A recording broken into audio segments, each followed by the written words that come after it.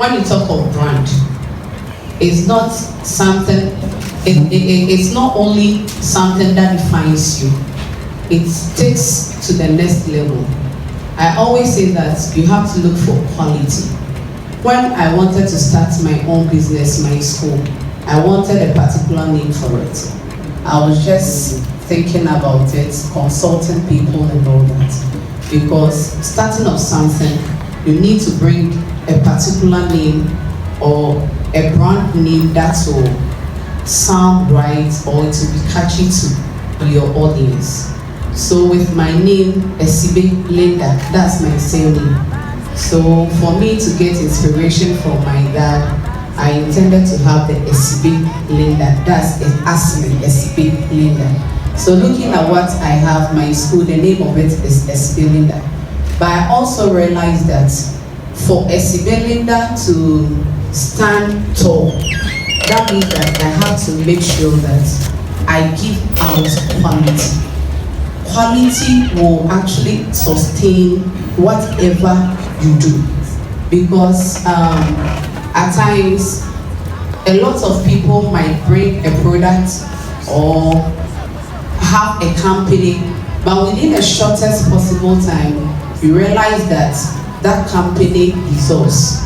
But when you look at, or when you actually depend on quality, for me, I always depend on quality, and I know when they talk of branding, quality comes in, because having anything, putting in, having money and all that to start a business, for you to sustain that business, you have to make sure that you actually depend on quality. Whatever you are bringing out has to be in that standard form. Great. I know when you want to project a particular brand image, one of the key things you look out for is your core values, all right? And then you stand on that particular thing and you project that as your value that you give to the market. So, your target.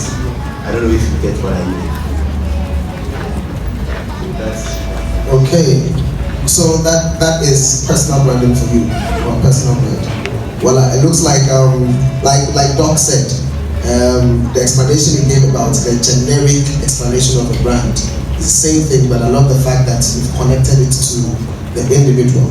And the reason why we need to connect it to the individual is that for the people in the arts, the branding will usually start with they themselves, or for the majority, it actually begins with you. And so I thought we should be able to extract the principles and tie it to the individual, so that anybody who's here can pick some lessons almost immediately and then be able to apply it to their lives. So in that regard, if we keep saying consistency, and we've said quality, and we've talked about relationship, and we've talked about authenticity, how do these things benefit you in making money? Because we don't just want to listen to English, do we? Authentic, that in English, authenticity, plus consistency, then madam, quality, and all the English. How does it help in making money, right? Please, please let us know. When it comes to the creative side, something called niche. Niche. Please listen. From authenticity, we are going to what? Niche. Okay. Something like a subset of the brand. Something you are known for. Okay. My niche is streetwear costumes. And it takes time to establish yourself as a niche, as maybe a streetwear designer. So if you change your brand after you have established yourself as a streetwear designer, then it's going to cost you. Let's say, for me, it was after 3 years after building my brand that I started getting money from it, really getting money from it. So at that point, I see it as stable, right? If I keep going with the same brand, it's bound to grow, right? But then if I change to, let's say, bridals or kaftans, I'm now changing my value, everything about my brand. I'm switching to another side. I'm now going to build up from the ground again. So I think after you've established yourself as a brand, this particular type of brand, you have to stick to it if you want to make money. So that's a consistency. Yeah. So what you're saying is that it takes time to build a brand.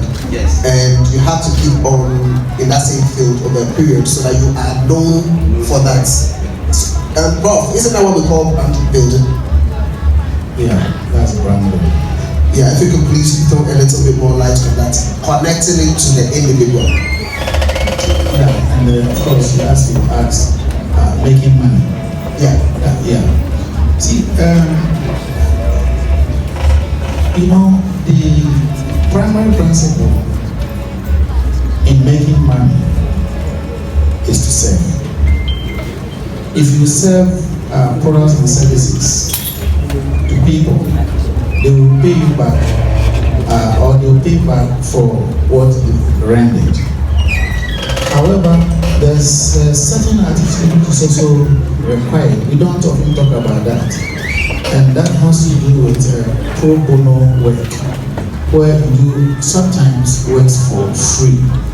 It is not that, especially when you are growing your brand, we have to be very honest and very objective about this.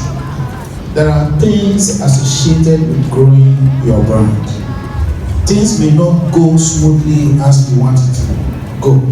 And sometimes you may even have to let your workers be satisfied whilst you are on artificial fasting. Yeah. And sometimes you have to sacrifice and do all kinds of things. Why? Because you are growing the brand. What compels you to do what you are doing today is the image you are seeing ahead. And because of you not losing out on the vision you are carrying or what you are seeing, which you've clarified for yourself, some people may not understand what you are doing. They may not understand